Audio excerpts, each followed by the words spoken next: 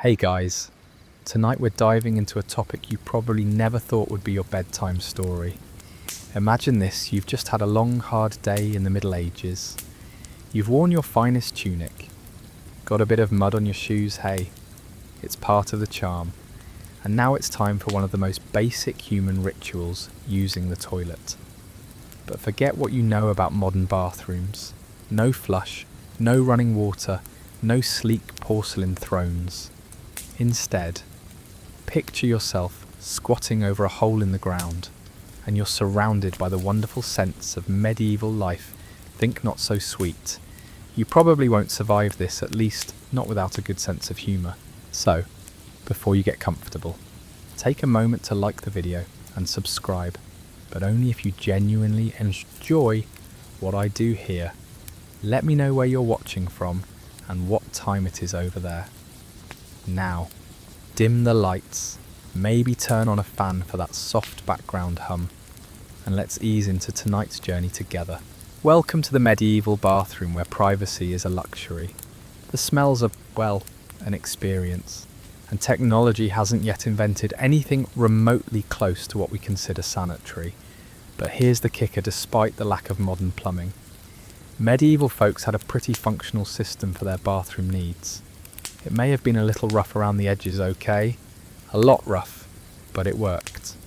So let's start with the basics and take a stroll down history's most unsophisticated toilet lane. First things first, the medieval toilet, the one that gets a lot of bad press. When you think of a toilet in medieval times, your mind might wander to an image of a dingy pit full of waste, perhaps even surrounded by a wall of stinking refuse. Well, you'd be half right, but also a bit off in your assumptions. The medieval toilet was nothing like our fancy indoor self-cleaning models, no automatic flush here. But before we get too deep into that, imagine yourself living in medieval Europe. There's no Starbucks on every corner, no Uber to whisk you away to a pristine public restroom, and no high-speed internet to distract you while you wait for your turn. Instead, you have to find a place, to go. And let me tell you, it's not as glamorous as what we're used to today. Let's start with the privy, also known as the medieval toilet. In its most basic form, a privy was essentially a hole in the ground. Nothing fancy, just a place where you'd squat over. And there you go, pretty straightforward. Right, you might be wondering, where exactly would this hole be? Well, not to disappoint, but it wasn't exactly in the most private spot in the house.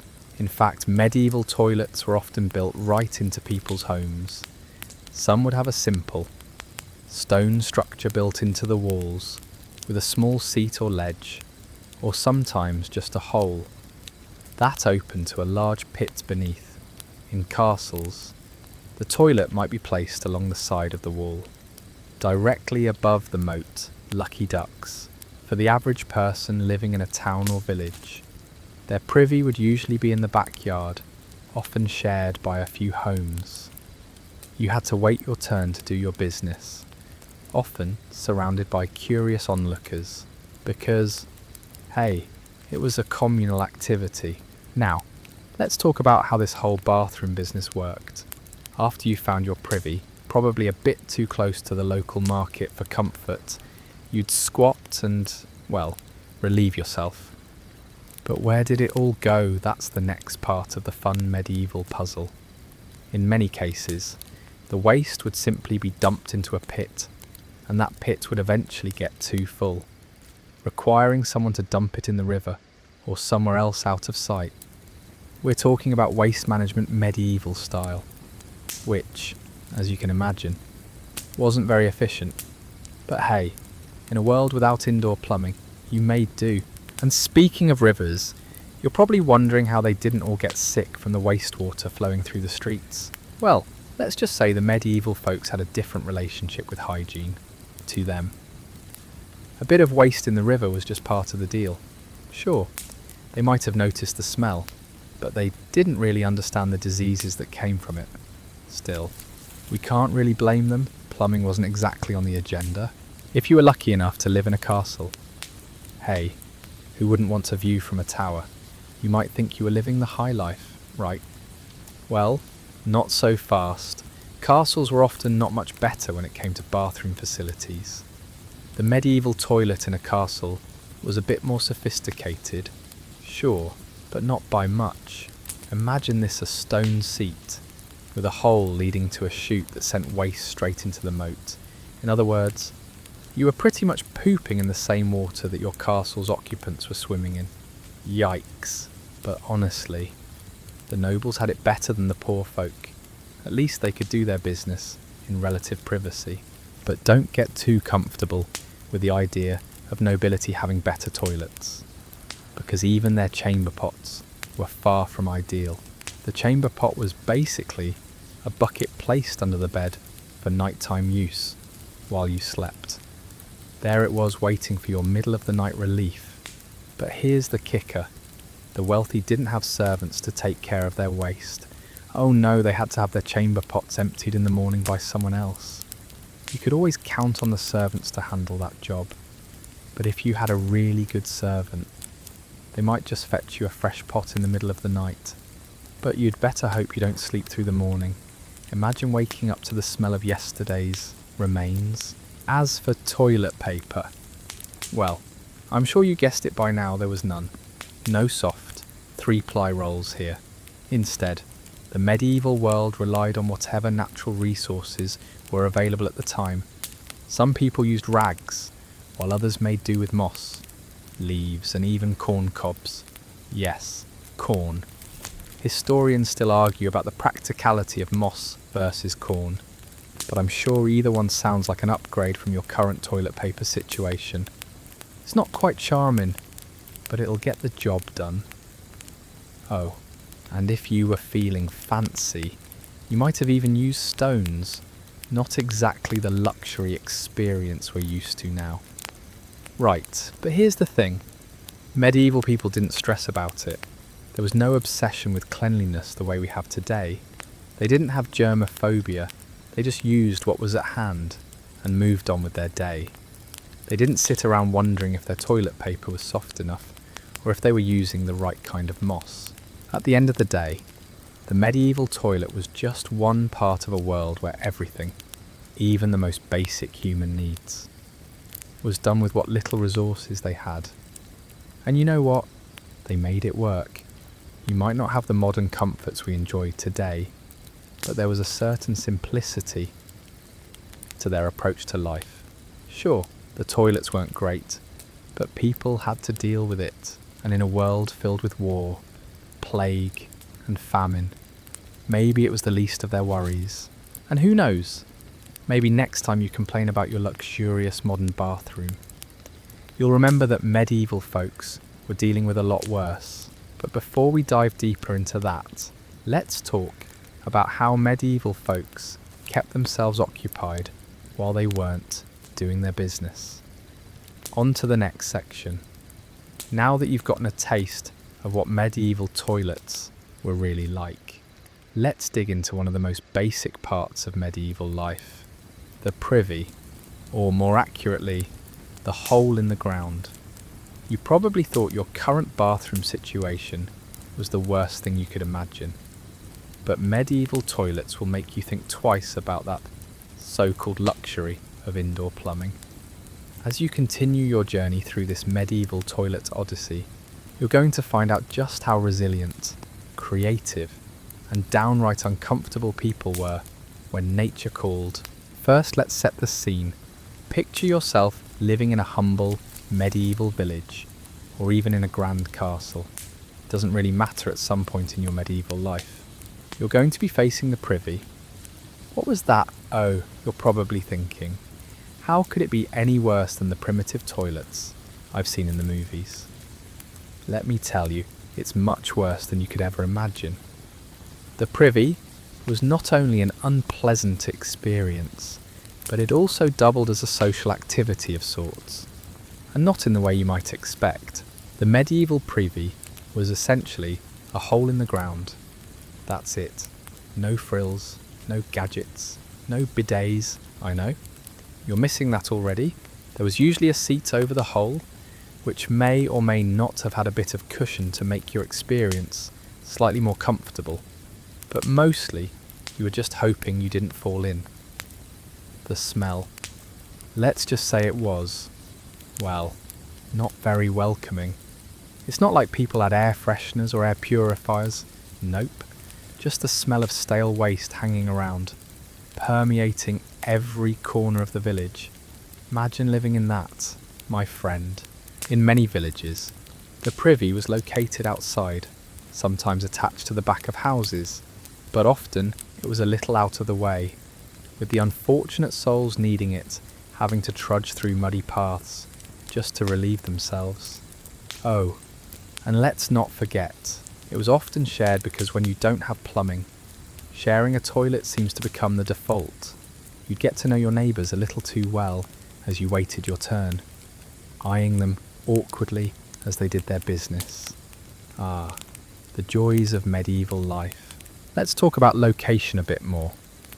In wealthier households or castles, you might have had the luxury of a privy built into the walls of your house. It was a stone hole with no cover, dropping directly down into a cesspool or a moat, sometimes both. While this might sound like the worst bathroom experience of your life, it had a strange charm, didn't it? A moat privy might give you a lovely view as you took your seat well, assuming you weren't worried about falling in. There were no fancy pipes or anything, just gravity and sheer medieval ingenuity. And the river below you would do the work of clearing out the waste. A lovely, if odd, experience. But not all was lost, you see. For the people in castles or large estates, the privy wasn't just a hole. There were attempts at what you could loosely call privacy. The wealthy might have had their own version, tucked away in some side room or behind a screen. But the general setup for those living in smaller homes wasn't quite as private. And then there's the issue of who gets the privilege of using the privy. The poor folks in the village, without much space to work with, often had no choice but to use public privies. That's right, public restrooms that served as gathering places for your most intimate moments. The community would come together, perhaps not in the most pleasant of circumstances, but hey, you make do with what you have. At least you weren't alone in your misery. The privy pit wasn't just a trash can for human waste. It often played an interesting role in medieval sanitation. People who used the privy would relieve themselves. And what went down wasn't exactly biodegradable in the way it is today. People would occasionally use straw and moss to help absorb the waste, but eventually it would overflow or need to be emptied. This meant the waste often needed to be taken somewhere, typically dumped into rivers, streets, or fields. Towns near rivers were particularly ripe for disaster when it came to sanitation, as the waste would be washed downstream, potentially contaminating the water supply. Historians still argue whether this was an inevitable byproduct of medieval life, or if there could have been some early forms of waste management they could have developed either way. That's something for us to thank modern plumbing for. And don't even get me started on the sewage system, or lack thereof. In medieval cities, streets and alleys became the dumping grounds for not just human waste, but animal waste, garbage, and the occasional spilled beer. This was a practical system, I guess, in the sense that there was nowhere else to put it. The idea of a sanitary sewer system was not something medieval towns had the luxury of contemplating. Instead, it was up to your local night soil man to clean up the mess. These poor souls would trudge around in the dead of night, armed with buckets, collecting human waste from the privies and taking it to designated dumping sites. Night soil, what a job. Right, but not all the waste went into the street. Mind you, some of it was actually used to fertilise fields. Yes, medieval folk would reuse waste as fertilizer for crops. Now, that sounds a bit unsavoury, but it worked for them. Many farmers would collect manure from their privies and spread it across their fields. This was a vital part of their agricultural practices. And as gross as it sounds, it made the soil more fertile and helped with crop growth. So in a sense, the medieval privy wasn't just an inconvenience. It was a critical part of their sustainable farming. Chamber pots were another popular alternative in medieval times. These were small, portable pots that could be placed next to your bed or anywhere you happen to be sitting. Imagine the luxury of having a chamber pot ready for you during the night. And it wasn't just the rich who had these. Even peasants used chamber pots to avoid having to make the long trek to the privy at night. But here's the catch, these were often not emptied right away. So imagine the lovely smell in your room by the time you woke up in the morning. No thanks. Right. But people back then didn't think much of it. They had their daily rhythms, and bathroom breaks were just another part of their routines. They didn't stress over the same modern problems we do today, like, did I drink too much water before bed? Or will I get sleep apnea? Oh, and if you're still holding out hope that medieval castles had better bathrooms, you might want to brace yourself. The reality of the castle privy wasn't much better than that of a peasant's cottage. The idea of royal bathrooms sounds appealing, but these were often just built-in stone seats above the moat. Privacy not quite. Castle staff had to deal with these unpleasant facilities just as much as the nobles did. Sure, the nobles might have had servants to handle the waste removal, but the actual facilities were hardly glamorous. It wasn't until later that we saw more sophisticated solutions, like indoor plumbing in more modern castles, but even those were rare and mostly for the elite. And while we're on the subject of medieval architecture, let's talk about the design of the privy itself. Many medieval homes had holes or seats built right into the structure. These throne arrangements were meant to be practical and, well, more or less private. The stone or wooden seat would have a hole leading to a cesspit below. It was a simple system, but it worked for the time. There were no flushable toilets, no water running through pipes, and no air fresheners. Just the basic human function, exemplified by a hole in the ground, a bucket, and maybe some well-placed straw or moss. And so, the privy became a feature of medieval architecture. Something people just put up with because, after all, what else could they do? All right. You've already discovered just how medieval people made do with their bathroom situations. They squatted over holes, shared their toilet time with others, and survived in a world where privacy and comfort were in short supply. Now, let's move on to the next chapter in the medieval toilet saga, the fascinating waste disposal system that medieval folks came up with. Spoiler alert, it wasn't exactly environmentally friendly, and some of it might even make you grateful for modern plumbing, yes. You heard me right. The medieval world may have had some quirky and unique ways of handling waste, but it wasn't exactly the most pleasant setup for anyone involved. First, let's set the stage. Imagine the privy has done its job, you're finished. And now it's time to deal with what you've left behind. What happens to the waste after you've finished? Well, in medieval towns and villages, the answer depends on where you lived and how wealthy you were. But one thing was for sure, the waste was going somewhere, and it was likely going out of your home in a pretty spectacularly unsanitary fashion. The most common way medieval people got rid of waste was simply by emptying it into pits or cesspools that were dug outside. These were not precisely sanitary, but it was the best they had at the time.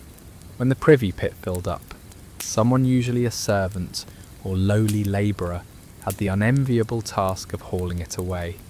And where did it go? Sometimes it ended up in the streets, which were often just as unpleasant as the privies themselves, or even worse, dumped into the river. Yep, your local water supply might very well have been contaminated with human waste, but medieval people didn't understand the whole germ theory. They didn't realise that this unsanitary practice could lead to things like disease outbreaks. It was just how things worked. It wasn't all bad, though. Some medieval cities had rudimentary sewage systems, in places like Rome and some of the more developed parts of Europe. They had developed systems where waste was funneled into stone drains that would eventually lead it out of the city. These systems weren't perfect, and they didn't work everywhere, but they were certainly an improvement over the situation in more rural areas. Imagine being able to walk the streets without constantly dodging human waste. Luxury. Right still, we're not talking about the kind of sophisticated systems you'd find today, where waste is treated and disposed of in the cleanest way possible. Medieval systems were a far cry from the sleek underground tunnels that whisk away our waste with minimal fuss. But don't think that the waste was completely out of sight, out of mind for medieval folks. Oh no, in fact, for those living in castles and other wealthy households. The problem of waste disposal could become quite an art form.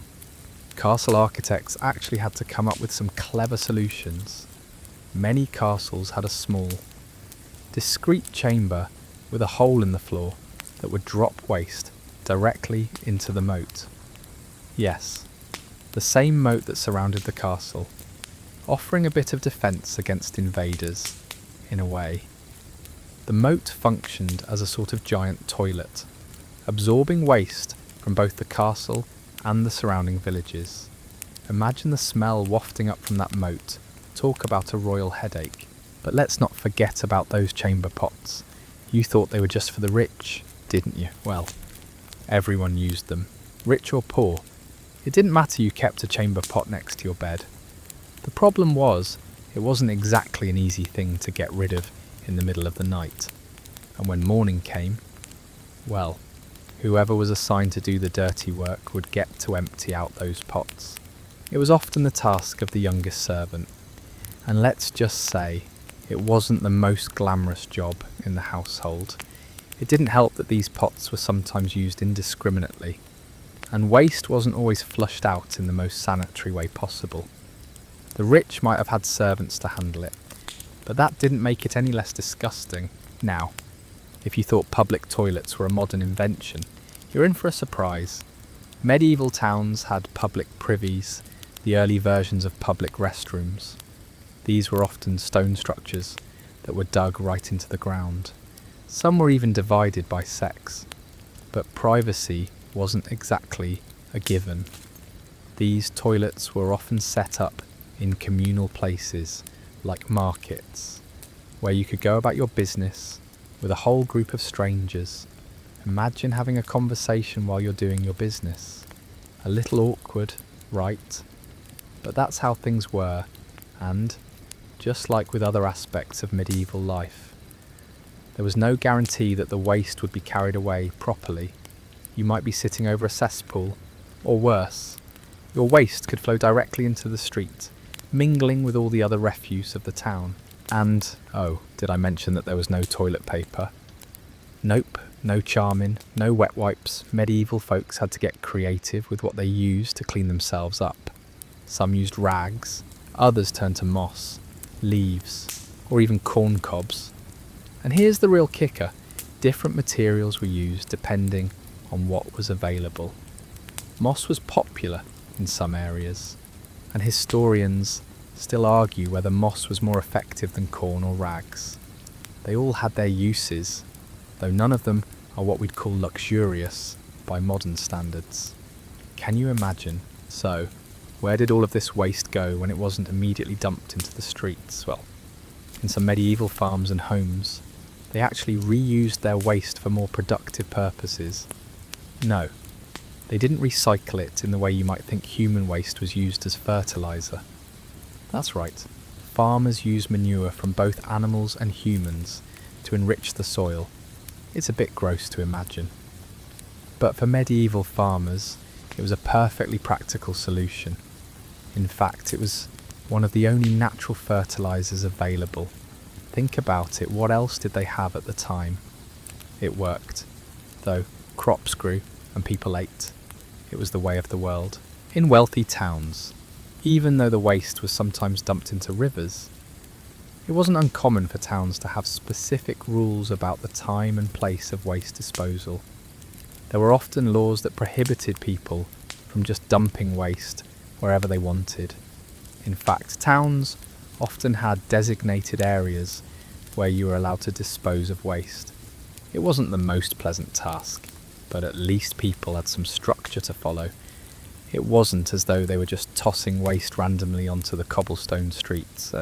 This waste problem also had an interesting impact on public health. While we today are obsessed with cleaning up waste, medieval people weren't as concerned with how their waste affected the community. They did, however, eventually figure out that disease spread more easily in places with improper waste management. While they didn't have the knowledge we do today about germs and bacteria, medieval towns slowly began to take better care of their waste disposal systems, or at least they tried to. So, as you've probably gathered, the medieval approach to waste disposal wasn't exactly ideal. Whether it was the privies, chamber pots, OCR and communal, but that's how a little bit of grit and a whole lot of imagination. Okay, you've survived the medieval privy, the chamber pots, and even the various methods of waste disposal, but the journey doesn't end there. Oh no, we're only just getting started. The next stop on our medieval toilet tour, the castle toilets. Of course now, you might be thinking, surely, the castles had it better than the common folk. And well, in some ways, you're right. But don't be fooled, being a noble in the Middle Ages didn't mean you could just waltz into a luxurious bathroom like you might imagine. Oh no. The castle privy was hardly the 5-star experience you'd think it would be. First, let's talk about the structure. Castles were fortresses, not hotels. And as we've already learned, medieval folks were not exactly known for their obsession with hygiene. The nobles' toilets weren't exactly hidden behind gold-plated doors with silk curtains. In fact, some castles had privies that were basically just holes in the walls with a drop to the ground below. Yes, you heard me right. It wasn't uncommon for the toilet in a castle to be a stone seat placed right above a moat or a dumping area. So, if you were a noble, you were basically dropping your waste into the same body of water that maybe served as the castle's defence line against invaders. How's that for a view during your royal bathroom break? The moat had to deal with a lot more than just keeping the bad guys out, didn't it? But there were some more advanced castle toilets, too, in the larger castles. There might have been stone buildings with wooden seats placed above the same moats or dungeons. Still, these privies were crude and far from the glamorous restrooms we've come to expect in modern times. There was no flush system, no indoor plumbing. Instead, a servant would often be tasked with emptying the contents, which, let's face it, didn't exactly give them the royal treatment. Can you imagine cleaning up after an entire castle of people? Not my dream job. But here's where it gets really interesting. For all the roughness of the castle toilet, there were some unexpected perks. You see, castles were massive, and depending on the layout, privies could be built into the walls or at the edge of a tower, and these weren't necessarily tiny holes in the ground. Some were actually quite spacious. Can you picture a noble sitting comfortably on their medieval toilet, gazing out at the view of the countryside, or perhaps even the river below shore? It might have been cold, but there's something oddly poetic about the idea of kings and queens contemplating their kingdoms from the comfort of their private bathrooms. It wasn't all glamorous, but it did have some charm, at least for them. But wait, there's a fun twist to the castle privy experience that I bet you didn't expect. Some castles had a little secret to their toilets, the secret passage. That's right. The toilets were sometimes built into hidden passages or along the side of walls, sometimes to avoid detection and sometimes to just make sure no one else could get a glimpse of what was going on behind closed doors. Imagine a noble having a quick and quiet bathroom break, only to be whisked away into a passage that no one knew about, a hidden privy. It's like something out of a medieval mystery story. But let's not get ahead of ourselves, because we're still talking about medieval sanitation. And believe me, it wasn't always that clean. In fact, the further we go into medieval life, the more we discover just how unsanitary it was to live in a castle, or anywhere. For that matter, sanitation in general was an afterthought during the Middle Ages. In fact, sanitation practices were largely based on trial and error. With no real understanding of germs or hygiene, people didn't understand that human waste could cause diseases, and the idea of germ theory was still centuries away from being discovered. They thought bad smells or unpleasant air could cause illness, which, in a sense, was somewhat accurate. But the medieval response to waste wasn't exactly cutting edge. While we're talking about waste, we have to address the smell, as you can imagine. A castle privy didn't have the air fresheners or exhaust fans we enjoy today. It was just a hole, and underneath it was probably some seriously bad air to add to the odour. Castles were often draughty, and if your privy was built into the walls of the castle, you might also have wind carrying unpleasant smells from the moat up through the stone structure. And if you lived in a smaller castle or manor house, you probably didn't have a moat, so the waste was either dumped into a cesspit or, worse yet, into the river. Not exactly ideal if you were hoping for a pleasant stroll by the water, huh? Even with these less than ideal conditions, however, the medieval nobility still managed to make it work. At least, they could take comfort in knowing that privy time was their personal time. In fact, the rich had an interesting practice when they used the privy. They often brought someone along. Now, this wasn't as weird as it sounds. If you were a noble, your servants or other important attendants might follow you into the privy to discuss business matters. It was a weird mix of privacy and publicity, where the noble could be alone sort of, but also not really. The fact that they often had to bring their staff along to these private moments might sound absurd to us, but hey, that was just how things were done. Personal privacy wasn't always a thing in the medieval world. The servants didn't even get a choice in the matter. They'd follow the noble to whatever toilet or bathroom situation they'd set up, and sometimes they were expected to clean up after them. 2. The nobles' chambers, where they slept, ate, and occasionally did business, didn't always have the luxury of a private loo. Castles, while grand, were often not the sanitary dream we envision today. They had their own ways of handling waste, but it was far from elegant. In fact, medieval castles were often cold and draughty, with a lack of ventilation, making the experience of using a castle privy a truly miserable affair. So, while the castles might have been home to nobility, those in power weren't exactly living in the lap of luxury when it came to bathroom time. Let's not forget that the castle privy wasn't just about waste management. It also served as a metaphor for the medieval world's approach to sanitation in castles. You had a combination of opulence and practicality. The privy might not have been beautiful, but it was a necessary part of life, much like the entire medieval world. The toilet was a balance of function and form. The people of the Middle Ages didn't worry about making things pretty. They worried about making them work. They made do with what they had, and in the case of toilets, that meant squatting over a hole or sitting on a stone seat above a moat. It wasn't glamorous, but it got the job done.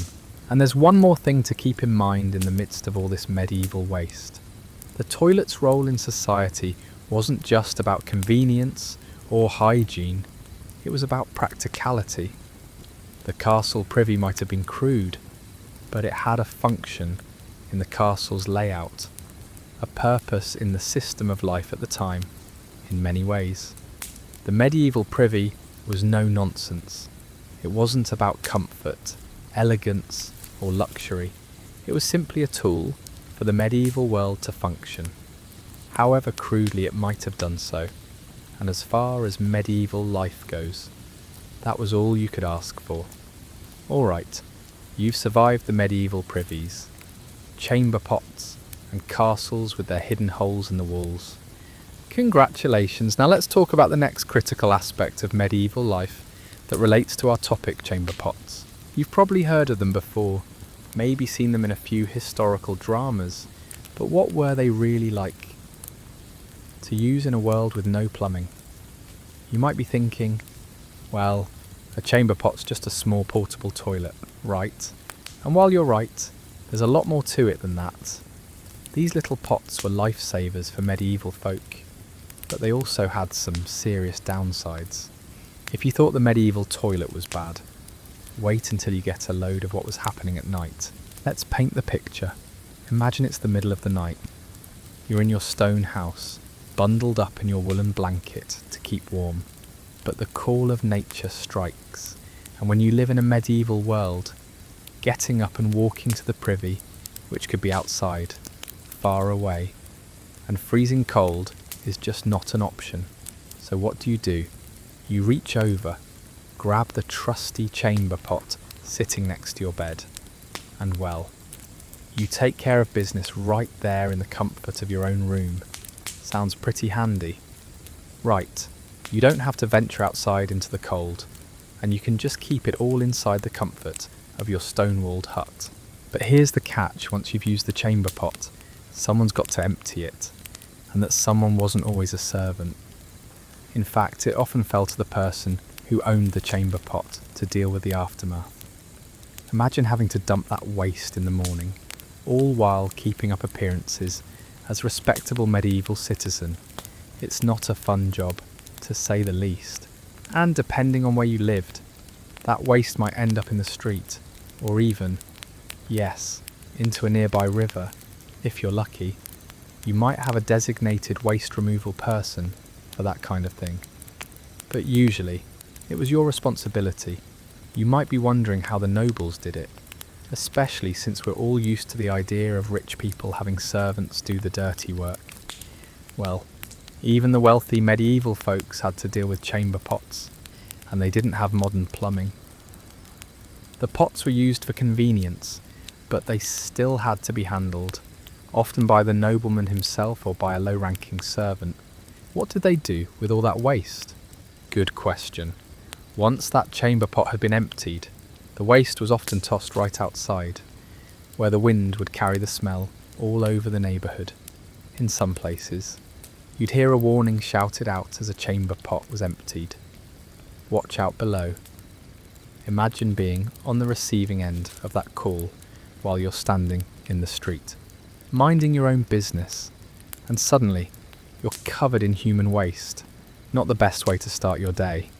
Right, the medieval folks didn't have a sense of privacy or cleanliness as we do today, so tossing waste out the window was pretty much standard practice, while it's definitely something you wouldn't want to encounter now.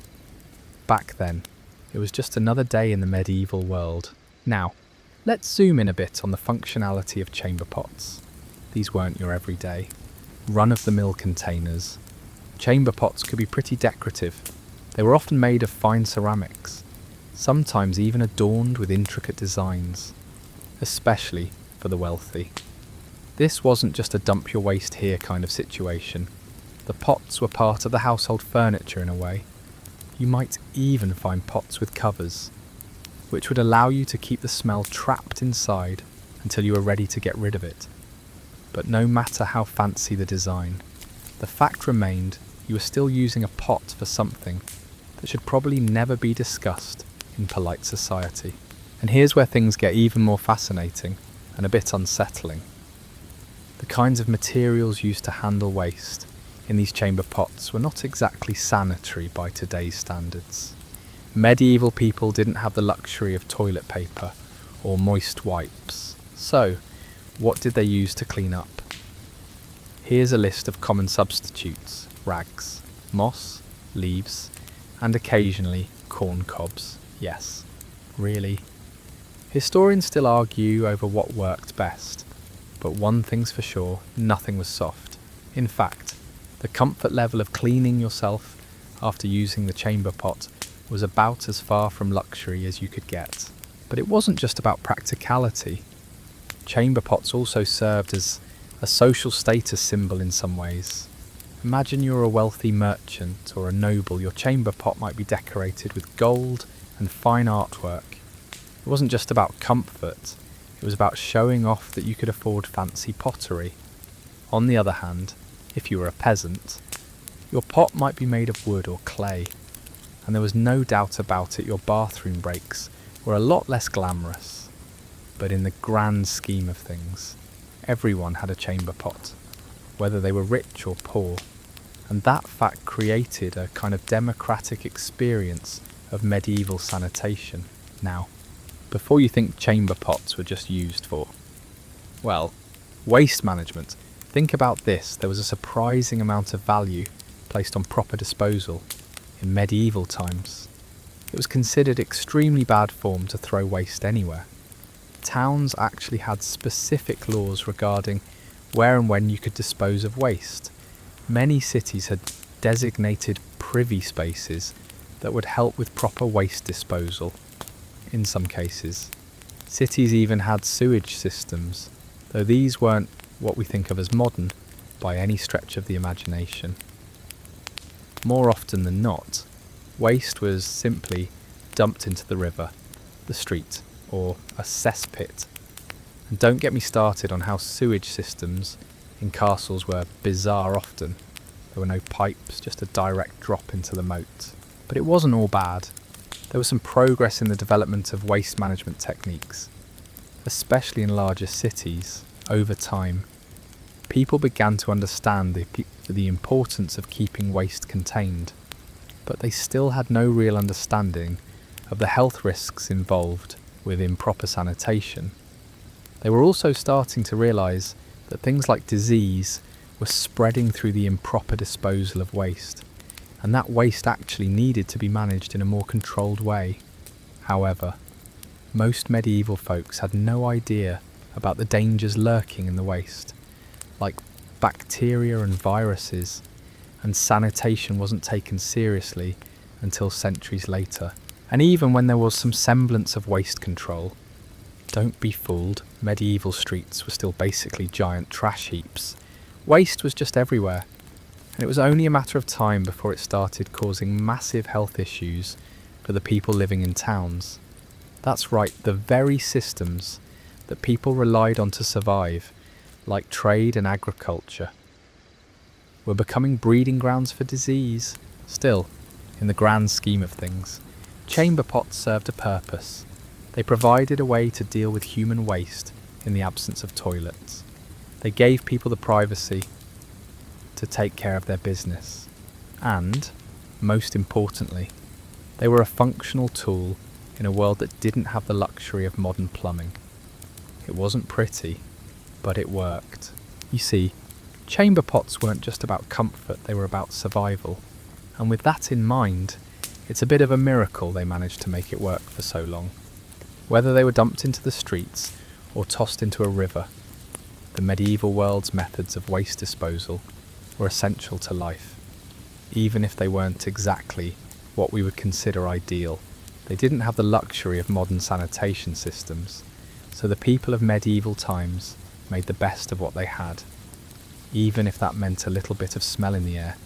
But that's the nature of life in the Middle Ages, dirty, imperfect, but still going. As we continue our journey through medieval life, we're about to dive into something that might make you chuckle, or maybe even cringe a little bit: the public toilet. Yes, you heard me right, public toilets. Now, you might be imagining a pleasant, cosy little corner where everyone gathers in peace and privacy. Spoiler alert, that's not at all how it worked in the Middle Ages. If you thought your modern bathroom habits were awkward, you'll be shocked at how social and open medieval toilets were. So let's take a deep breath, you might need it, and dive into the world of public latrines. You see, back in medieval times, privacy was not a thing. The idea of a solitary, private restroom was unheard of. Instead, public toilets were, well, public. Imagine walking down a busy street in a medieval town. You're probably thinking about dodging horse carts, avoiding muddy puddles, and maybe even trying to avoid stepping in something unpleasant. But then surprise you come across the public latrine, conveniently located for all your needs, the setup. It was often a long row of benches with holes cut into them, positioned above a drain or pit that would take everything away eventually. There was no fancy flushing system, no automatic hand dryers or soft toilet paper, just a row of people sitting side by side, doing their business, with not much in the way of separation or barriers. Picture that for a second, a long row of strangers, chatting away while, well, you know, nature takes its course. The way these public toilets were designed, it was all about efficiency, not comfort. They were often placed along busy streets or near markets, which made them extremely convenient if you had to go, but also extremely awkward if you had to sit in a room full of people doing exactly what you were doing. Imagine that for a moment, the most intimate part of your daily routine, and there's no sense of privacy or even any way of shielding yourself from the world. The medieval world didn't care about your need for solitude. If you had to go, you went, simple as that. In fact, public latrines were often a part of daily social life. People would go there to gossip, catch up on the latest news, or maybe even discuss matters of business or politics. Public toilets weren't just for personal relief, they were community hubs. And the location of these public toilets often made for some interesting experiences. Picture yourself walking to the market, trying to catch up with your friends, when suddenly you realise you're in a public toilet zone. You might even have to make a quick decision, go back home to your private, but often less convenient, privy, or just suck it up and take a seat next to your neighbours. The medieval public latrine was a necessary evil, and it was one that everyone had to face at some point. Now, the hygiene aspect, or lack thereof, was what made public toilets so special. First of all, medieval towns and cities didn't have a reliable waste removal system. Waste was typically just flushed into the streets or dropped directly into the public sewers, which, let's face it, didn't have much of a chance of staying clean. The smell of the public latrine, let's just say, it wasn't pleasant, if you were lucky. There might be a small flicker of light from a lantern or a candle, but you still had to rely on fresh air to clear the stench, if it ever really did. And let's not forget the cleaning methods used after you were done. Spoiler, they weren't exactly sanitary by modern standards. Some medieval people might have used sponges on sticks, or rags to clean up.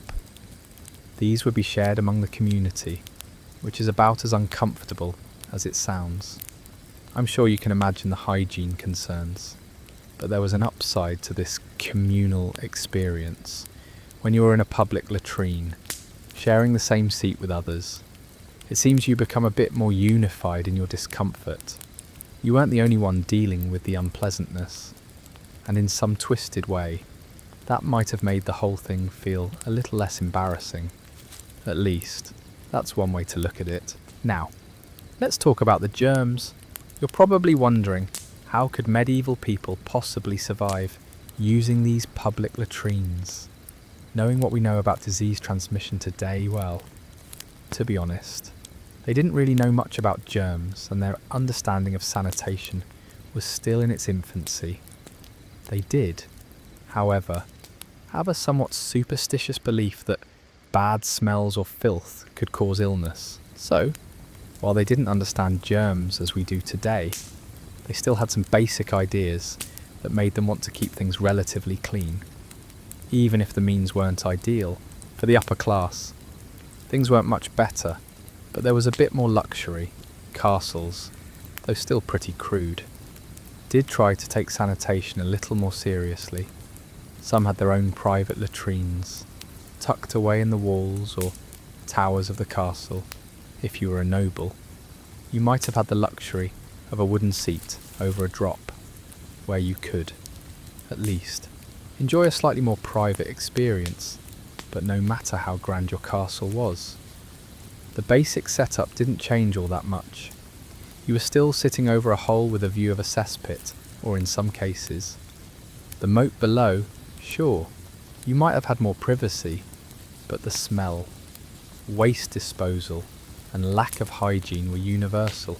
Now, you might think that public toilets weren't all that different across time periods, but if you step into the 16th century, you'll see some interesting changes.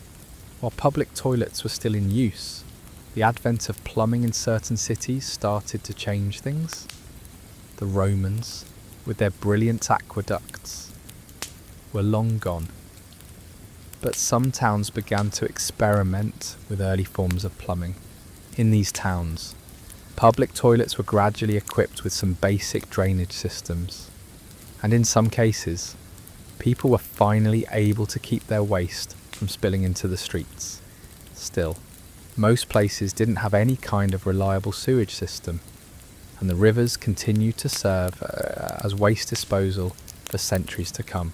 But the real revolution in public toilets came with the rise of modern plumbing in the Victorian era. That's when we finally saw a proper flushable toilet and indoor plumbing, which made these public latrines feel like ancient history. But even when modern toilets were invented, they still didn't completely eliminate the idea of public restrooms. However, what they did eliminate was the social aspect of these toilets. Gone were the days when you'd sit in a row with strangers, sharing your most intimate moments.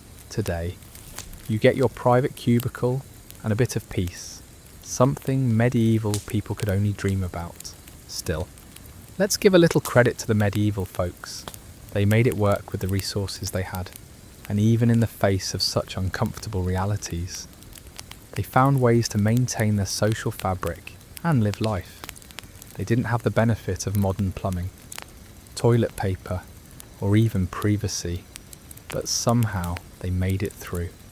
And just like every other aspect of medieval life, from eating to working to sleeping, the public toilet was just another part of survival. It wasn't pretty, but it was necessary. And somehow, that's what made it work. But the real takeaway from all this is simple when it comes to sanitation. We've come a long way. The medieval world might not have had the conveniences we take for granted today, but their ingenuity in the face of such discomfort is something we can all appreciate. So the next time you walk into your bathroom, remember how far we've come and just be grateful for a bit of privacy and running water. The medieval public toilet, not so much. By now, you've likely realised that medieval toilets weren't exactly the pinnacle of comfort. But let's take a moment to acknowledge something fascinating: the role of toilet paper. Wait, what number medieval people didn't use the ultra-soft, multi-ply sheets we're accustomed to?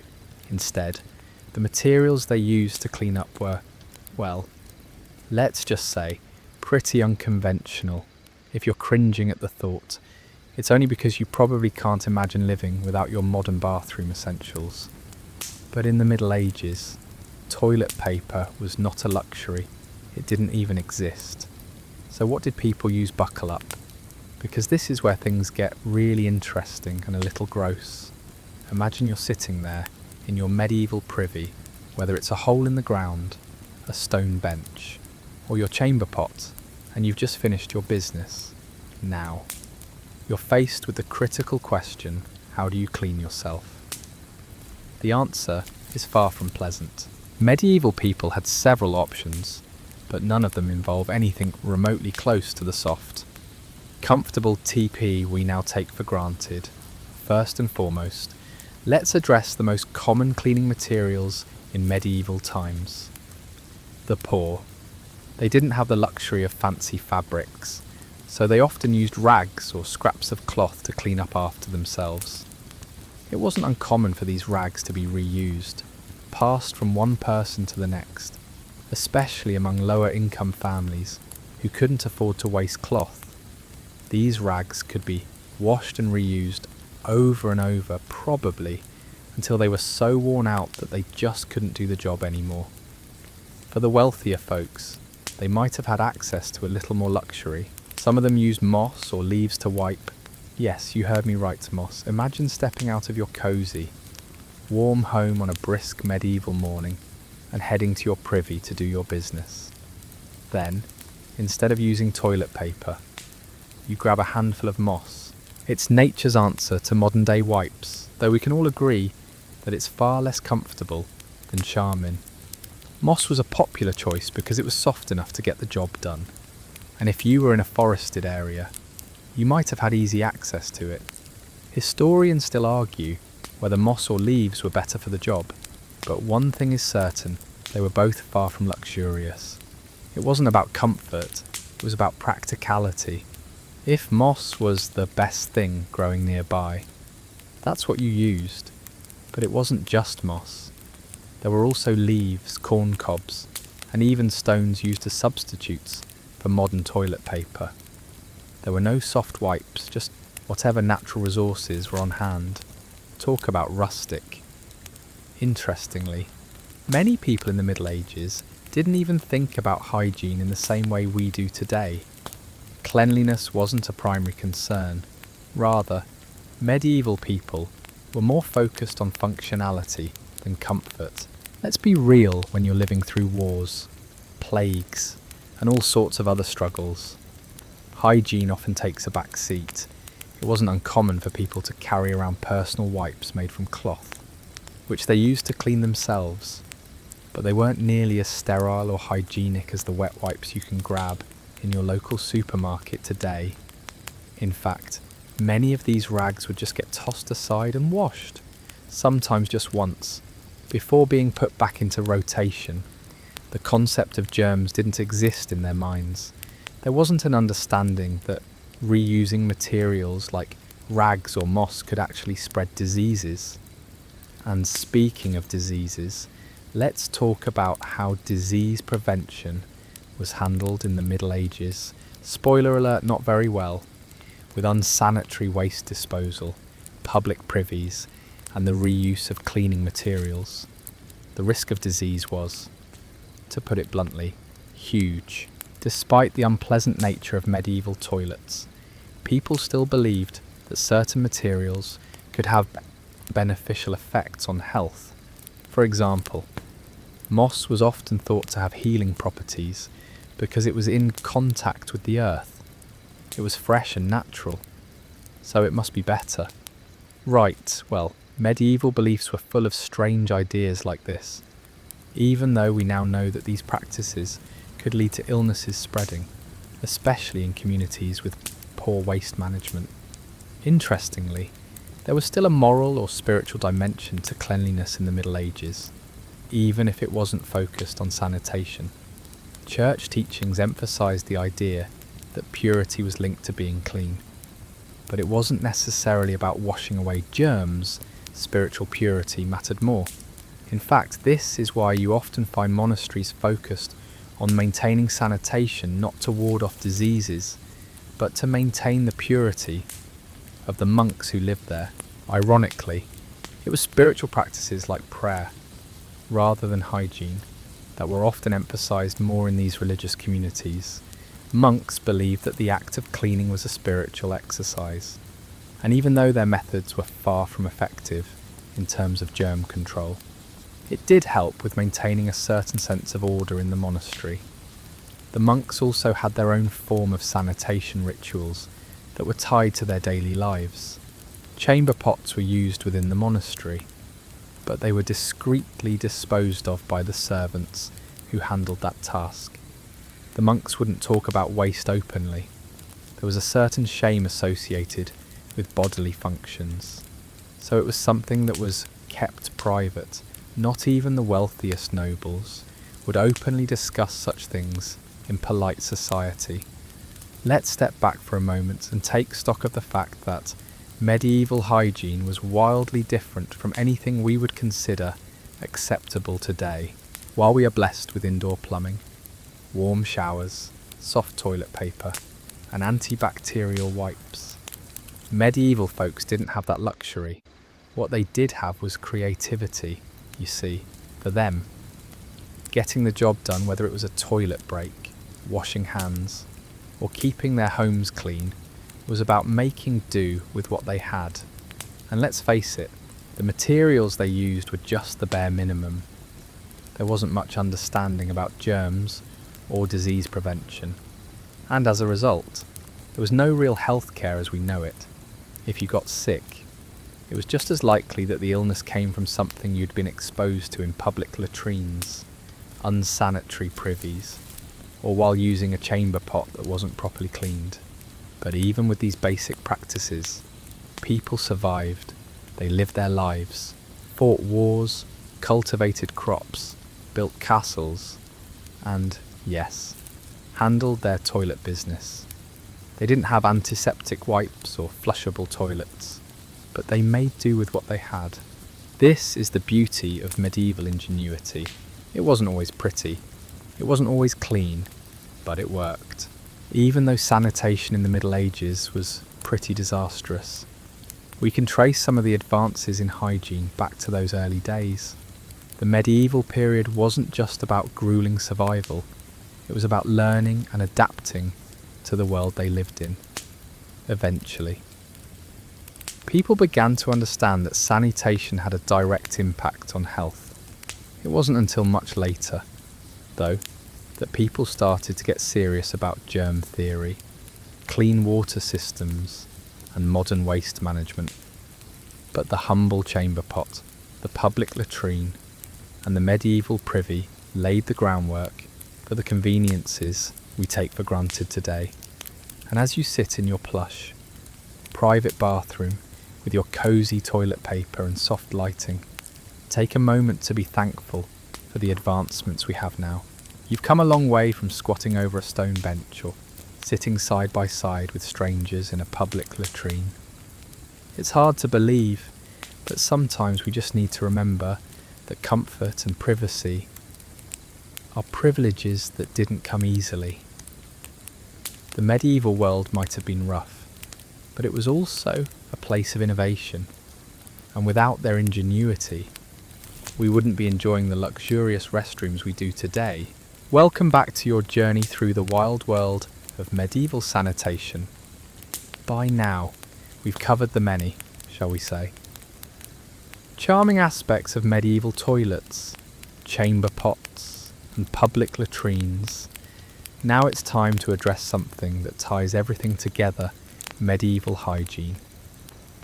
No, it wasn't exactly spa-level cleanliness, but medieval people didn't exactly have the luxury of antibacterial soap, scented candles, or quiet moments in a hot bath. So how did they manage? How did they handle the lack of modern conveniences while also dealing with the filth and disease that were rampant in their world? Let's dive into the surprisingly complex world of medieval hygiene. You may be surprised to learn that, despite the lack of knowledge about germs and modern disease prevention, medieval people actually did try to stay clean, but their methods were, shall we say, a bit unorthodox.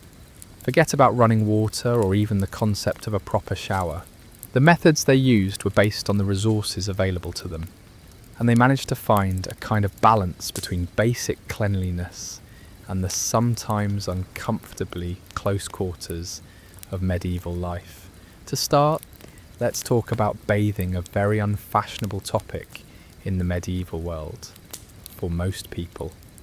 A bath was not a regular occurrence. In fact, you could go weeks or months without getting into a tub.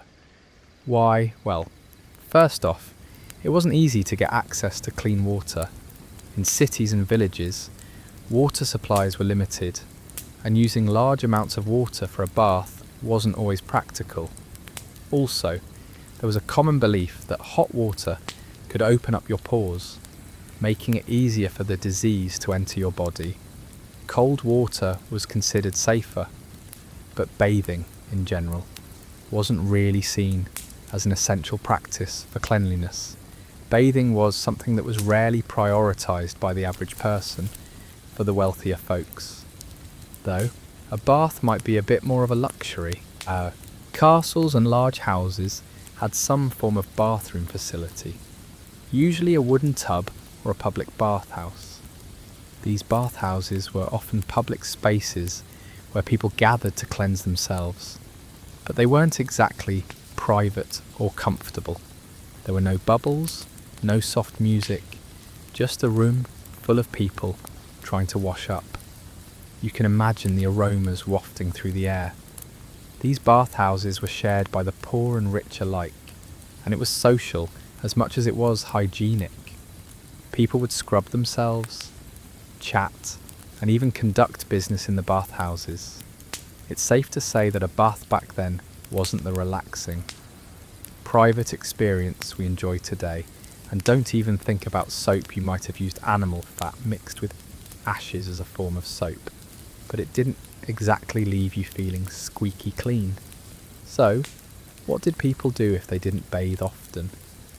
Sponging down or using cloths to wipe the body was an alternative, and in some cases, they would use rags to clean themselves.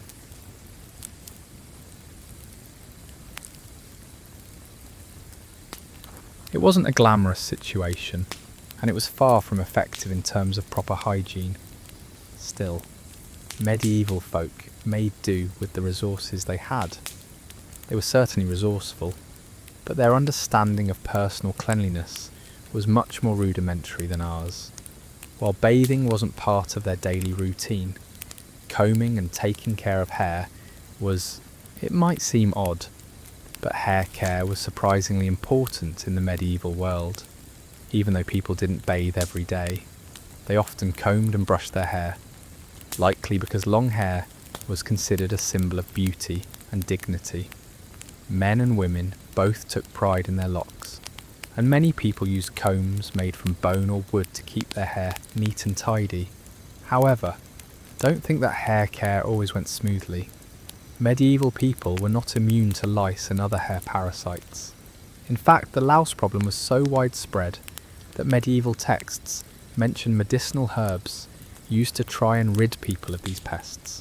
You see, while their bathing practices were limited, they did have a curious mix of medicinal knowledge and practical remedies for body ailments, lice infestations included, to combat these pesky little creatures. People might have used herbal oils or ointments, often combined with harsh chemicals, to try to kill the lice. So, while your ancestors didn't have the luxury of lice shampoo, they were getting creative with whatever herbs they could find. Some even relied on the practice of shaving their heads completely to avoid the lice problem altogether, though that was mostly reserved for people in monasteries or those who couldn't afford to keep up with their hair care. Now, we can't talk about hygiene without mentioning clothing in the medieval world. People didn't have wardrobes full of clean clothes like we do today. Clothes were expensive and durable, but they didn't get washed often. Instead, they were patched, mended, and repurposed for as long as possible. This means that medieval folk spent a significant amount of time wearing soiled clothes that weren't always washed. For peasants, clothing often served a practical purpose, and washing was a luxury they couldn't afford. Clothes were made from wool, linen, and leather, which, although sturdy, didn't breathe well and could become quite stinky after long wear. The wealthier people might have had linen shirts, but they weren't exactly washing them every week. Instead, they'd air them out, rely on natural odours to keep themselves smelling fresh, and maybe sprinkle a little herbal powder on their clothes to mask any bad smells. Now, let's talk about another aspect of hygiene that medieval people didn't quite understand: oral hygiene. If you thought your modern toothpaste was a miracle, you'll be shocked to know that medieval people didn't have toothpaste. In fact, they didn't even have a concept of brushing teeth the way we do today. They might have used sticks to scrub their teeth, or applied chalk or ash to try and clean their mouths. The idea of mouthwash as we know it didn't exist, and dental care was basically non-existent by modern standards. Their teeth must have been a nightmare, but surprisingly, many medieval people didn't suffer from tooth decay in the same way we do today. Why? Well, for one thing, their diet was low in sugar. Unlike modern diets filled with sugary snacks, medieval diets were focused on bread, meat and vegetables, which didn't contribute to as much tooth decay. Even so, many people lived with yellowing teeth, gum infections, and other dental issues. If a medieval person had a bad toothache, they'd likely use a homemade remedy, such as herbs or root extracts. But there was no real understanding of what caused tooth decay. Some people even had their teeth pulled out when they had a bad tooth. But this wasn't an ideal solution, at least not when compared to modern dentistry. It's important to note that in the medieval world, hygiene wasn't just about cleanliness, it also had spiritual significance. Many believed that impurity could have spiritual consequences, which is why cleansing rituals were deeply intertwined with religious practices. The church often dictated what was considered pure or impure, and bathing was sometimes considered a sign of luxury or vanity. In fact, many medieval people thought that bathing too much was actually dangerous.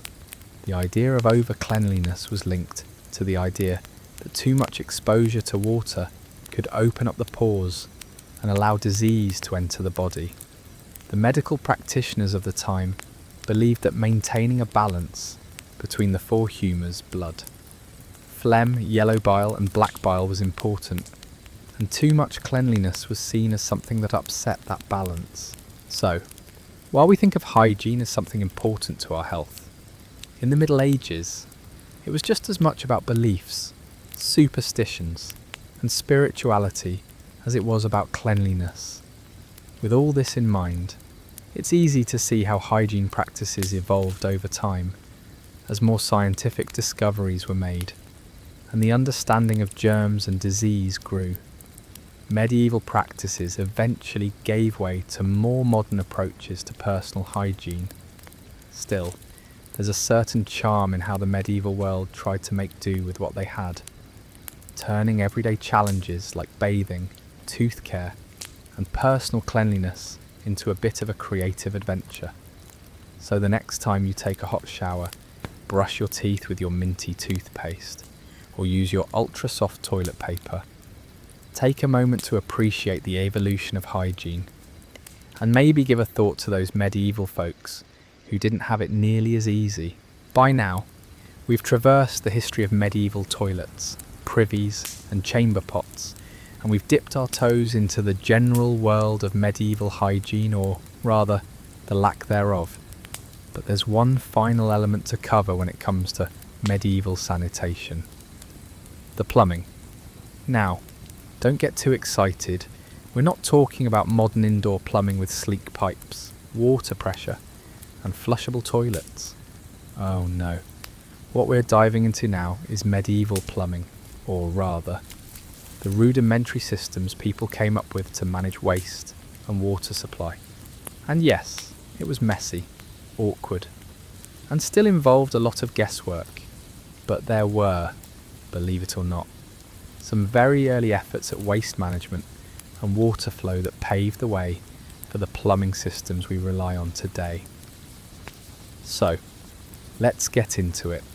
You've survived the medieval privies, you've endured the chamber pots, and now you'll get a glimpse into the pipes and trenches of medieval sanitation engineering. When you think of ancient plumbing, you probably think of the Romans, and you wouldn't be wrong. The Romans were famous for their engineering feats, and their aqueducts and public baths were the pinnacle of early water management. But what happened after the fall of the Roman Empire? Did medieval people throw away all the plumbing knowledge the Romans had accumulated? Not entirely, in fact. While plumbing became less sophisticated in the early Middle Ages, there were still remnants of Roman infrastructure in some places. However, It wasn't until the 11th and 12th centuries that we start to see new efforts to improve waste removal systems in cities, castles and monasteries for the most part. Medieval towns didn't have anything resembling the modern sewage systems we take for granted. Instead, waste was dumped into cesspits, moats or rivers. Yet, even with the lack of understanding of germ theory, medieval engineers began trying to direct water flow in more controlled ways. The concept of a drainage system was gradually becoming more common in larger towns and cities, but it wasn't yet something everyone could rely on. So, what were these early plumbing systems like? When we think of castles, we think of grand structures, towering walls and sweeping views, but the bathrooms, not so much. Castles, despite their imposing walls, were often equipped with very basic plumbing systems, if they had them at all. Privies in castles were often built into the walls of the castle and had a hole that dropped waste directly into a moat or cesspit below. As charming as that sounds, this system at least kept the waste out of the castle's living spaces. Even if it didn't do much to prevent unpleasant smells, this wasn't exactly the same as the modern sewer system that flushes waste away quickly. But it did work with gravity to some degree, though the waste sometimes just sat in the moat or pit, causing some pretty unpleasant odours. Some castles also had a very basic form of drainage. For example, drains and pipes made of stone or wood might run through the castle, directing waste or rainwater away from important rooms. But these systems were very rudimentary compared to what we would expect from a modern castle. Castles weren't exactly equipped with flushable toilets, but they did manage to create solutions to the issue of waste that were functional, even if they weren't clean by today's standards. Interestingly, the higher up the social ladder you went, the more sophisticated the waste removal process became. Nobles, for instance, might have had their own privies tucked away in private parts of the castle, away from public view, but still using the same basic methods: a hole, a pit, and some unfortunate soul tasked with cleaning it all up. For the most part, castles still relied on the same basic system of waste management, just with a bit more privacy for those in the upper echelons of society. While castles might have had their own primitive plumbing, towns and villages were a different story. In medieval cities, waste disposal systems were often non-existent or extremely basic. People used privies built into the walls of their homes, or they simply dumped waste out into the streets. The idea of public sewage systems was almost unheard of in most places. However, there were some medieval cities, especially those with more wealth and influence, that began to experiment with basic plumbing.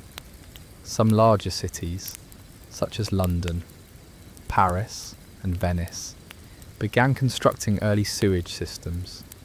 These systems weren't much more than stone trenches or underground tunnels that carried waste from public latrines, but they were innovative for the time. These cities might have had rudimentary drains that directed water and waste away from busy areas. There were even some public latrines connected to drainage pipes that tried to funnel waste away from the streets and into a larger system that could carry it out of the city. Still, sewage management in these early medieval cities was patchy at best, most of the time. Waste just went into open ditches or was tossed out the windows of homes. In fact, it wasn't uncommon for townspeople to just toss waste into the streets, sometimes directly into the river. Some of the most famous medieval rivers were polluted with all manner of waste, but people didn't understand the link between dirty water and disease. It was just the way things were, and the flow of water was often the most practical way of dealing with the issue. However, things began to change in the 13th century, when the importance of clean water started to be recognised. while towns were struggling to figure out basic plumbing. There was one group of people who took cleanliness more seriously: monks. In the medieval world, monasteries were often the place where sanitation and cleanliness were given a bit more attention. It's not that the monks were obsessed with hygiene, they just understood that cleanliness had a connection to spiritual purity. Monasteries were often built with well-maintained gardens, proper waste management systems, and even lavatories designed to keep the monks' living quarters clean and free from disease. Monasteries also had latrines often separate from the rest of the building. These toilets were located outside the living areas and often had drainage systems leading to a cesspit or moat. While these latrines weren't exactly luxurious, they were much more organised than those found in many towns. Some monasteries also had private chambers for the monks to use for prayer and other spiritual activities. And, believe it or not, these monks were some of the most advanced in the medieval world when it came to sanitation, at least by the standards of the time. The idea of cleanliness as a spiritual practice led to many monasteries adopting strict rules for washing, cleaning, and maintaining good hygiene.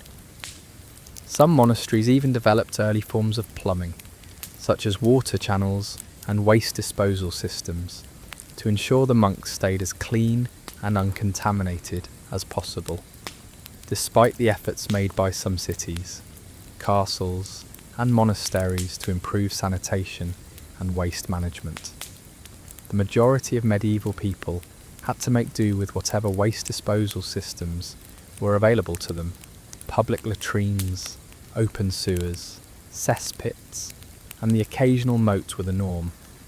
As for personal hygiene, well, it was a bit more of a social status issue. Wealthy people might be able to bathe more frequently or have access to better waste removal. But the common folk lived in far less sanitary conditions. As for the long-term effects of medieval sanitation on public health, we know that the lack of clean water and sanitation was a major factor in the spread of disease, especially during outbreaks of plague. Disease was often spread through contaminated water and waste, and medieval people simply didn't understand the connection between filth and infection.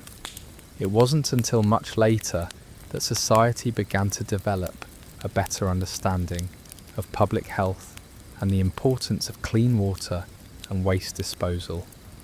However, despite all the messiness and inconvenience of medieval plumbing, the efforts made by early cities, castles, and monasteries were crucial in laying the groundwork for the modern sanitation systems we enjoy today.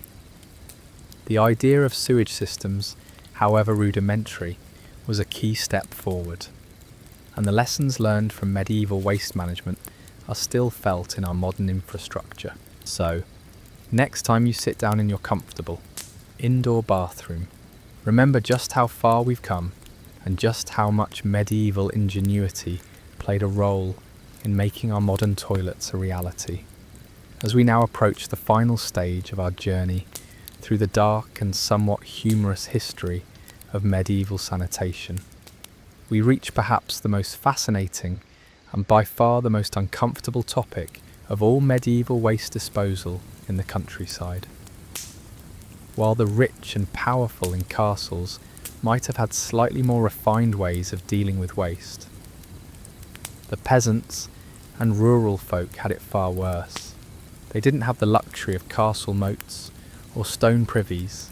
Instead, they were left to face the messy realities of medieval life with a whole different set of challenges. Picture this: you're a poor peasant living in a small village or out on a farm. It's a crisp morning, and you've been up since the rooster crowed, probably because you're trying to get in your work before the sun sets. You've already had your bread and cheese breakfast, and now, well, nature calls. You don't have the luxury of an indoor toilet or a fancy chamber pot. Your only option is to squat in the field, or if you're lucky, use the village's communal privy, which, let's face it, is just a hole in the ground. And even if the village has a privy, It's not exactly what you'd call private. It's shared with everyone in the village, and probably even the animals. So, you're left in a situation where privacy is an afterthought. Cleanliness is a pipe dream, and socialising during bathroom breaks might not be the most pleasant activity you'll do all day. But let's start with the basics. Waste disposal in the countryside was far from elegant. If you lived in a small rural area, you didn't have access to fancy public latrines or cesspits like people in cities or castles did. Most rural folk simply dug a pit outside, often just behind the house, and that was your toilet. Over time, that pit would fill up, and once it got too full, it was time to dig a new one. This made waste disposal in rural areas incredibly primitive. The soil couldn't always handle the waste, and depending on how close the pit was to the water source, it could easily lead to contamination of the local drinking water. So, what did people do with their waste when it overflowed, or when they needed to get rid of it? In many cases, they just dug a new hole. But some rural people tried to take a more innovative approach. They would actually use their waste as fertilizer for their crops. And in many ways, this wasn't the worst idea. Human waste is rich in nutrients, and in an age where fertilizer was scarce, manure, including human manure, was often used to fertilize the fields. This created an interesting, albeit gross, cycle of waste and reuse that played an essential role in the survival of rural communities. However, this fertilizer idea wasn't also sur le. The idea of using human waste on crops may have been practical, but it wasn't exactly safe or clean. Not all human waste is harmless, and if it's not properly handled, it can carry dangerous bacteria and diseases. Still, medieval farmers didn't have a better alternative, so it was a practice they continued to follow, as with everything in the medieval world. There were no modern regulations for how waste should be treated, so people just did what they could with the little they had. But the waste didn't stop at the farm. Rural areas were often home to animals, and these animals were treated with a surprising amount of care. In fact, animal manure was another big part of the waste equation. Rural homes often kept cattle, sheep, chickens, and other animals for food and labour. So, naturally, the manure from these animals was also used as fertiliser for the fields. But here's where things got tricky. The waste from the animals and the humans was often mixed together. Not a great idea when you think about the potential for disease and contamination, but it was just the reality of life back then. And despite the health risks, it was considered an acceptable practice for medieval farmers trying to feed their families. What's even more fascinating is that, unlike modern waste management systems that separate waste from water sources, medieval folk were often lacking a proper understanding of sanitation. There were no piping systems, no clean water, and no public health regulations. People lived in close proximity to their own waste literally. This meant that the risk of disease was ever present, and when plague struck, it spread quickly through these unsanitary conditions. The Black Death of the 14th century is a prime example of how disease was able to take hold in medieval communities where hygiene and waste disposal were afterthoughts. Now, let's talk about the well, or more specifically, the water supply. As we've already learned, the waste was often dumped in the street, into the moat, or directly into a river. But in the countryside, the well was a different story. In many rural areas, the well served as the main source of water for drinking, cooking, and washing. But what do you think happened when that well was located near a pit or a cesspool? That's right, it became a breeding ground for contamination. People didn't understand germs or disease, so they drank from contaminated wells, unaware that their water source could be polluted with human waste. The connection between dirty water and disease was something people didn't grasp until centuries later, when scientific advancements made that connection clearer. For now, medieval people just lived with it. And then there was rainwater in some places. Rainwater was collected in cisterns to be used for washing or irrigating crops, but it wasn't considered as safe as water from the well, and still, people would do their best to conserve the little clean water they had. You can only imagine the challenges that came with maintaining an adequate water supply, especially when the main source of water was contaminated with waste and disease. Let's return to the village privy. It wasn't just about individual toilets or chamber pots in rural communities. Public privies were also in the mix. Just like in larger cities, village privies were sometimes used by multiple households. These privies were often located on the outskirts of the village, near a stream or field, and the waste would eventually flow into the surrounding area, depending on the size of the village. These privies might have been shared by the entire community. No privacy, just a communal experience that involves squatting side by side.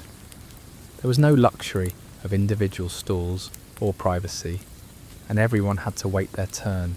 The idea of a communal privy might seem bizarre by modern standards, but for medieval peasants, it was just a fact of life. After all, privacy wasn't really something that people worried about. Functionality was the priority. If you had to go, you did it quickly and efficiently, and you moved on to the next part of your day. Living in the countryside wasn't just about waste management and water supply.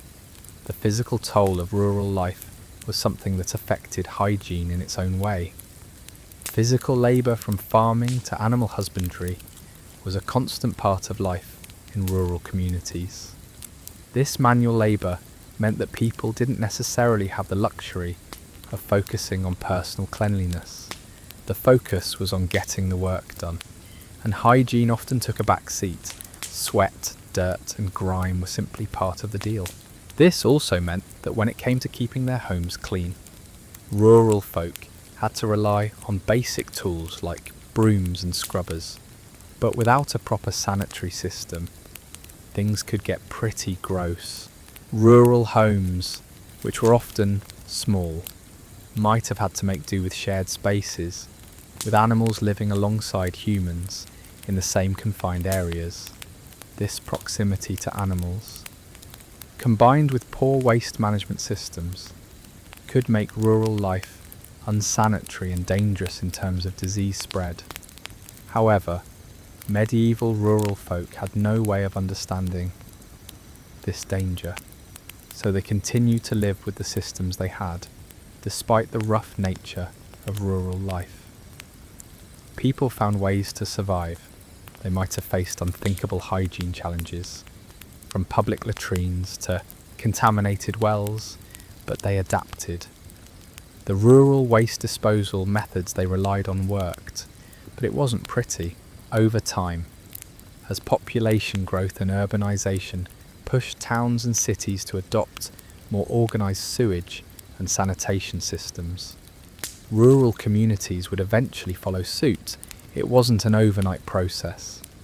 But over the centuries, waste management improved. So, the next time you visit the countryside, you can thank modern sanitation systems for your clean water and private bathroom. While medieval peasants might not have had those luxuries, they somehow made it work. And who knows, maybe they wouldn't have traded their dirty days for anything more refined. After all, they survived with ingenuity, community, and a little bit of dirt so far. We've explored the rudimentary toilets, the primitive sanitation systems, and the overall lack of hygiene that defined medieval life.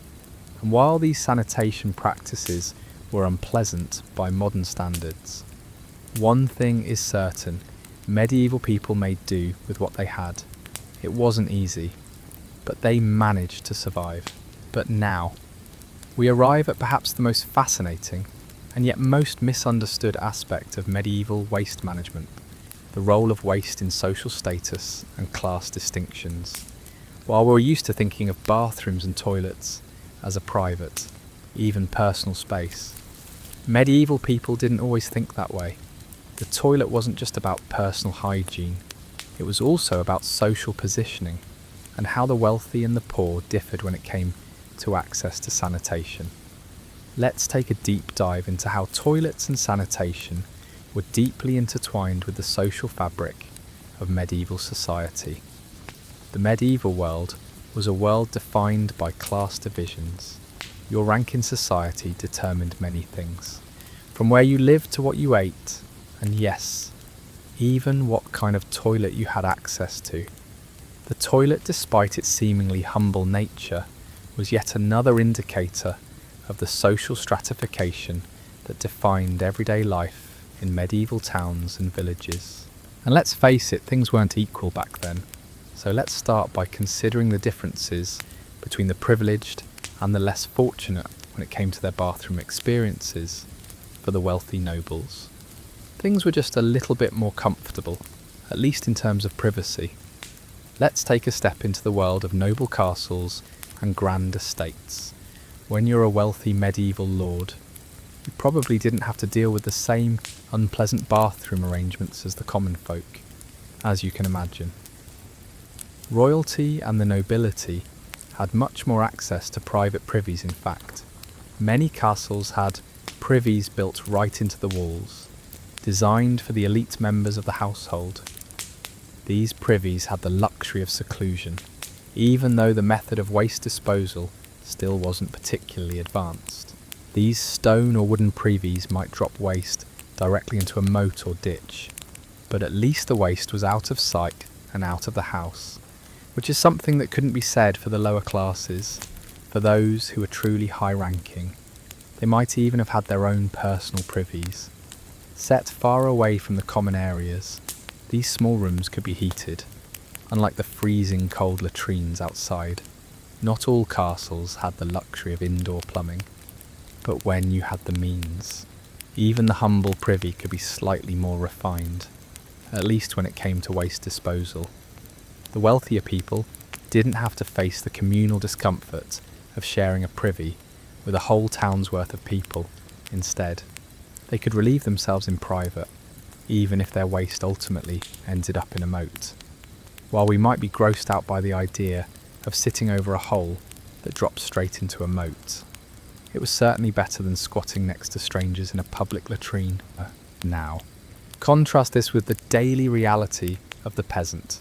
If you were poor, your access to privacy when nature called was almost non-existent. You didn't get the luxury of a personal privy. Instead, you often had to share a privy with your entire village. In fact, most medieval peasants had to use communal latrines or outhouses, which were often just holes in the ground shared by everyone. These latrines were often dirty, unsanitary, and, in many cases, near water sources or in the middle of the street, adding to the spread of disease. But here's where things get a little worse. Many rural households didn't have a dedicated privy at all. Instead, they would simply squat in the field, relieving themselves wherever they could find a secluded spot, and there was no privacy in that situation. Sometimes, these rural latrines were just holes dug in the dirt, with no barrier separating you from your neighbours. If you lived in a village, you probably had to use the public latrine in the centre of the town, and there was little chance of avoiding the smell or the crowds of people. In some cases, if you couldn't find a proper privy, you might just toss your waste into the street and, of course, that waste would mix with the streets and thrive, creating a public health nightmare. The lack of privacy and the sheer discomfort of using the same facilities as everyone else was a daily reality for the poor.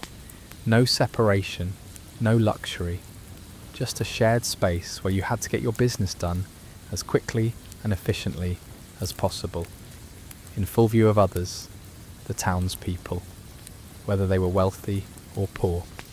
Had one other shared issue: the smell. It's easy to think of the smell as a nuisance today, but in medieval times, it was a fact of life. There was no way to avoid the odour that came from public latrines or the waste that was discarded in the streets. For the poor, the odour was particularly overwhelming because their houses didn't have the luxury of privacy or a sewage system to carry the waste away. The wealthier nobles had their privies built away from their living spaces, but the common folk often had to deal with the smell and the mess much more directly. But there was a more social aspect to medieval sanitation. Despite the lack of privacy, the experience of using a public latrine or privy often involved interaction. People would gather in these public spaces, sometimes gossiping or chatting while they took care of their business. This shared experience gave medieval communities a unique dynamic, where privacy was not always possible, and bathroom time became a social event. Imagine sitting on a bench next to your neighbour and discussing the latest village gossip, all while going about your personal business. In many ways, it was a little community building in the most awkward setting possible. There were, however, some benefits to this shared experience. In a world where everyone was struggling to get by, people would often help each other out, even in the most uncomfortable circumstances.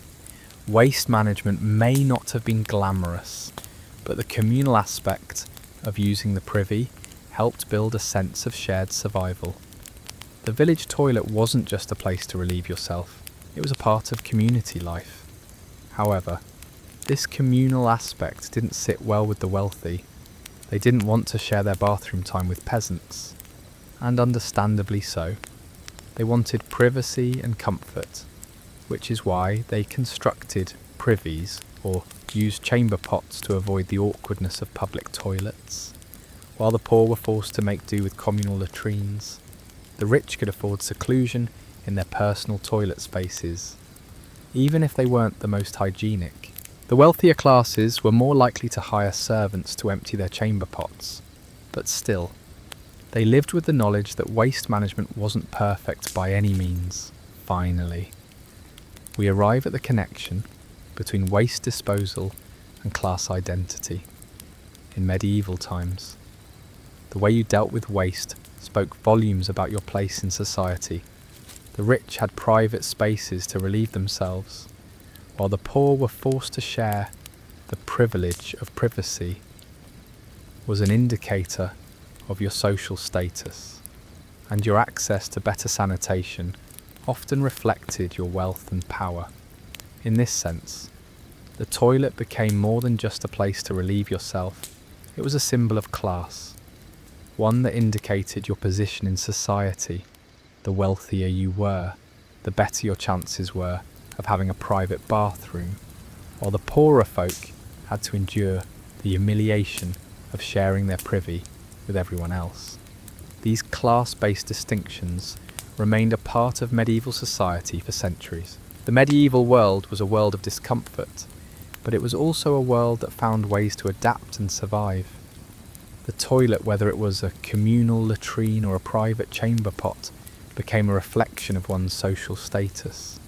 The rich could enjoy privacy and the basic comfort of seclusion during their bathroom breaks, while the poor were left to endure the social awkwardness of communal toilets. But despite the unpleasantness, these systems of waste disposal were functional even if they weren't sanitary by modern standards. In the end, the medieval toilet is more than just a relic of unsanitary practices. It's a reminder of the deep social divisions that shaped everyday life in medieval society. And as you sit in your modern bathroom, it's worth remembering how far we've come and just how much more comfortable our modern lives are compared to those who lived in the Middle Ages. Here we are at the final chapter of our journey through the medieval sanitation system, a topic that has revealed so much about the struggles, the innovations, and yes, the discomforts of medieval life. But we can't wrap up just yet. There's one final subject that ties everything together: how medieval hygiene, or the lack thereof, left its mark on health, disease, and social behaviours, from the communal latrines to the chamber pots. The history of medieval waste is a powerful reminder of just how different things were in the past, and how much we take for granted today. Let's explore the connection between medieval sanitation, public health, and the long-term consequences it had for society. First, let's take a step back and understand the medieval mindset. When it came to hygiene, people didn't think about it the way we do. Modern sanitation and germ theory hadn't been developed yet, so illness and disease weren't necessarily linked to poor hygiene or contaminated waste. Instead, many medieval people believed that illness came from things like bad air or miasma, humoral imbalances, and even supernatural causes. They didn't yet know that germs, those microscopic creatures we now understand to be, behind many diseases, were the real culprits. This lack of understanding about disease became particularly apparent during the Black Death in the 14th century. The plague decimated Europe, killing millions of people, and it's widely believed that the lack of proper sanitation played a major role in its spread. In fact, many historians argue that the way people dealt with waste, dumping it into the streets, rivers, and even tossing it out of windows, created the perfect breeding ground for disease. The Black Death was caused by Yersinia pestis, the bacterium responsible for the plague, which was spread by fleas living on rats. Rats thrived in the unsanitary conditions of medieval homes and towns, where waste and filth often piled up. As fleas fed on the rats, they also carried the bacteria that caused the plague. When the fleas bit humans, they spread the disease, and given the medieval understanding of cleanliness, people didn't realise that the unsanitary environment they lived in was helping to spread the plague at an alarming rate. So what were the effects of medieval hygiene practices on public health? The consequences were devastating. Medieval people's failure to properly handle waste and their lack of understanding about the transmission of disease made them highly susceptible to plague and other illnesses. And while people of the time did try to clean up their cities and towns in some places, even enforcing laws against the disposal of waste in public areas, it wasn't enough to stop the spread of disease. After all, the idea that human waste could carry pathogens or that dirty water could cause illness simply didn't exist. Despite the tragic consequences of the Black Death and other outbreaks of disease, there was a silver lining. The devastation brought on by the plague forced people to confront the limitations of their sanitation systems. The public health crisis highlighted the need for better sanitation practices and waste management over the centuries that followed. There were gradual improvements in hygiene, particularly in larger cities. One of the first major changes came during the Renaissance. The importance of clean water and the dangers of contaminated waste became more widely understood. Water systems were developed, and cities began to construct sewer systems that allowed waste to be properly disposed of away from drinking water sources. This shift toward better sanitation marked a major step forward in public health, but it wasn't until the 19th century, with the development of modern plumbing and the discovery of germs by scientists like Louis Pasteur and Robert Koch, that we really began to understand the connection between waste and disease. While it may seem like medieval people didn't care much about hygiene, it's important to remember that they did have their own way of managing waste. It was just unscientific and often ineffective. Hygiene, in many ways, was still tied to social status and spiritual purity. The upper classes had more access to private toilets, more space and better privacy, while the poor lived in conditions that forced them to share toilets, latrines, and communal spaces. This divide shaped medieval social behaviours and attitudes toward personal space, public health, and privacy. For the wealthy, toilets were still symbols of status. Private chambers with hidden waste management systems were the norm for nobility. In contrast, the lower classes had to endure the communal latrines and the constant exposure to the smells and germs of shared spaces. For the peasants, the lack of privacy and the constant exposure to public waste meant that personal hygiene was often a luxury, something that the upper classes could afford, but not necessarily something that the poor could ever hope to achieve.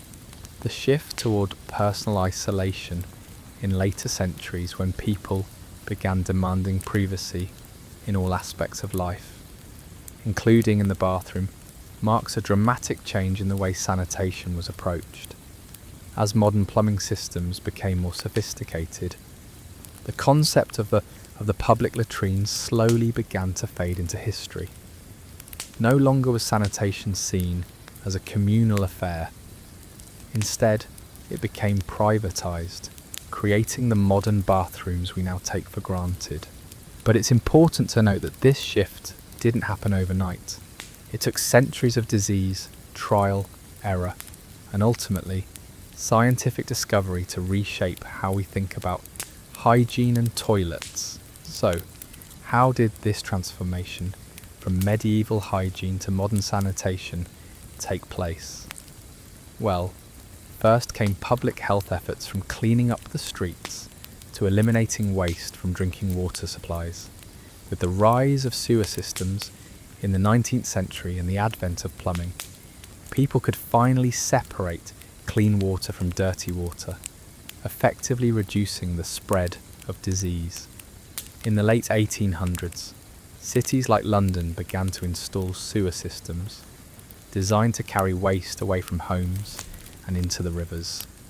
This revolutionized sanitation, and plumbing eventually became a norm in most homes, drastically reducing the spread of diseases like cholera and typhoid fever. For the first time in history, the people of the world had access to modern toilets, and the way was paved for flushable toilets, leading us to the modern bathrooms we know and love today. The development of germ theory in the 19th century by scientists like Louis Pasteur helped transform our understanding of disease. No longer did people believe that bad smells were the sole cause of illness. Instead, they began to understand that germs, tiny organisms that could spread through contaminated waste, were the real culprits. This discovery not only changed the way we viewed hygiene, but it also shaped the entire field of medicine. With germs and disease transmission in mind, cities and homes began to adopt modern sanitation practices, and hygiene became a public health priority. While medieval sanitation was undoubtedly primitive, it laid the groundwork for the advancements we enjoy today. The transition from the medieval era to the modern age of sanitation was not a straightforward journey, but it eventually led to a world where waste management became central to maintaining public health. Today, we take sanitation for granted. Clean drinking water, flushable toilets, and safe waste disposal are all things we expect in our daily lives. But as we look back on the past, it's clear that the medieval era played a crucial role in shaping the modern hygiene systems we now enjoy. The experiences of those who lived through the medieval sanitation systems, unsanitary, uncomfortable, and often dangerous, serve as a reminder of how far we've come in terms of public health and hygiene. The next time you flush your toilet, wash your hands, or take a long hot shower, remember you have centuries of innovation, trial, and error to thank. And next time you hear someone complain about their first world problems in the bathroom, remind them that it wasn't all that long ago that comfort, privacy, and sanitation were privileges few could enjoy.